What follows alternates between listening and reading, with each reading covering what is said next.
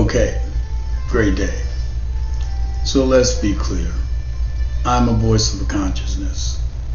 And what that means is I channel the consciousness that flows and streams, or shall I say I stream the consciousness from the soul that I am already.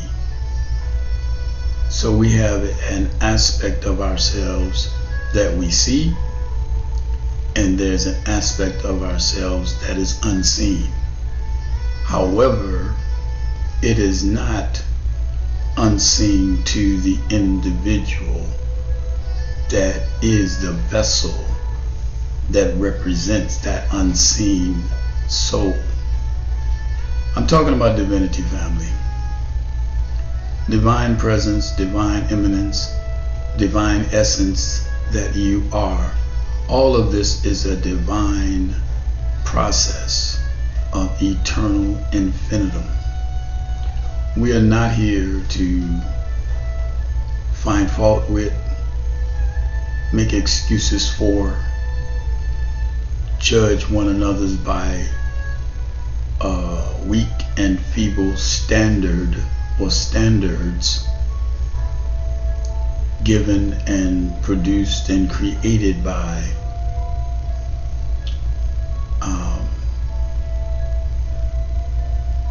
soulless ones. I guess the best way that I could put it, soulless ones. So what we don't know, or what many of us are not aware of, is that there are some that have souls, and then there are some that don't have souls. And those that don't have souls have made many of the rules, if not all of the rules, to the life and to the world and to the environment, and given definition to everything that we've experienced in this divine environment. I keep saying divine because divinity makes no mistakes, and all of this is necessary to wake you up, jog your memory, bring you back to your centered self. Why? Because being out of balance for so long creates a type of psychosis that if you are not allowing yourself to reconnect to the consciousness that is, you will get lost in the game. So let's examine just a little bit of the game. And it's a game because everybody's playing a part. Everybody's playing like we don't know who we are. Now, we may not want to accept the responsibility that goes with knowing who you are. However, that does not take away from the fact that you are a divine being having a holographic experience, not even a human experience, or if you say human, H-U-E-M-A-N speaks to colors. Color speaks to vibrational frequency because they carry a sound. So there's a lot of coding that's involved, and I won't go into detail for it at this point. However, what I will say,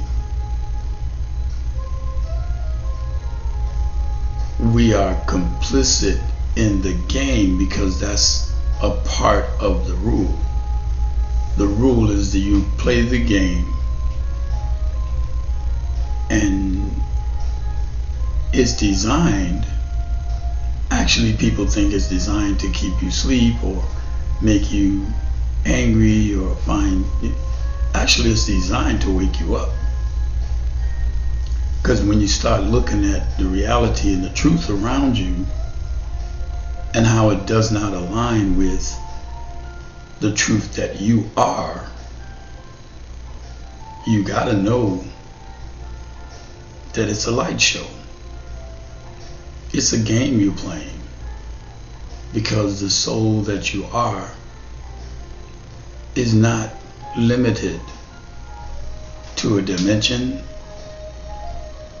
to a paradigm, to a history, to any of the things that you've allowed yourself to say, okay, I'm only this. I cannot be that. It must be this. So when we start to look at ourselves, look at the environment that has defined everything that we think we are, whatever it is, from your name, from your position, from your title, everything is set up in the game to define you and for you to play the role of that particular part. Now, when you step outside of that and you no longer play the game by the rules that's been set by those who cannot, will not play fair.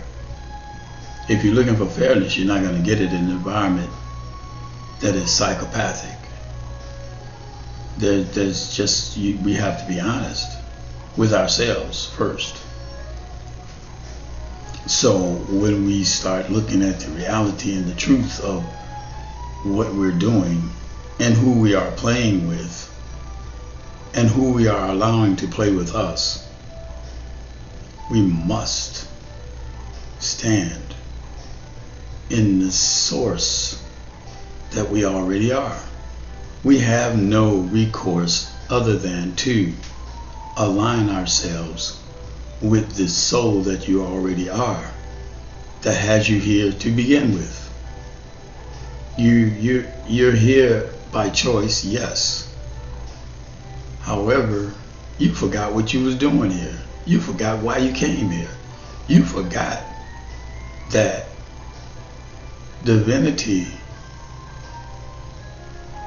you are that which is divine. You forgot that.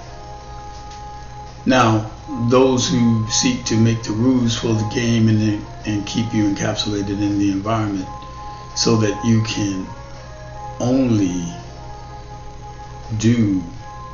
generate energies around the thoughts that's being defined for you, that's their job. It's set up for them to do that.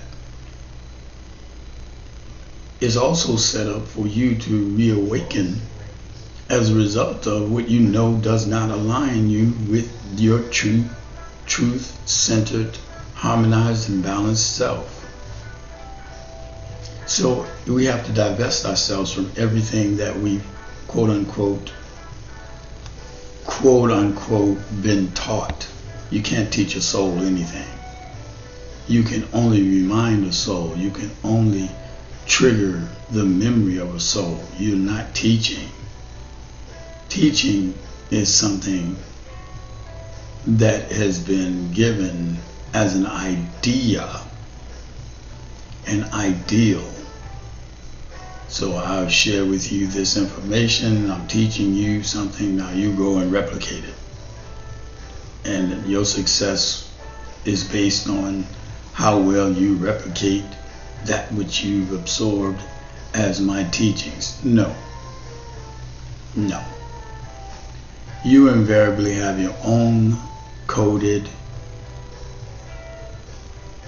signature, vibratory sound, wave, rate, frequency.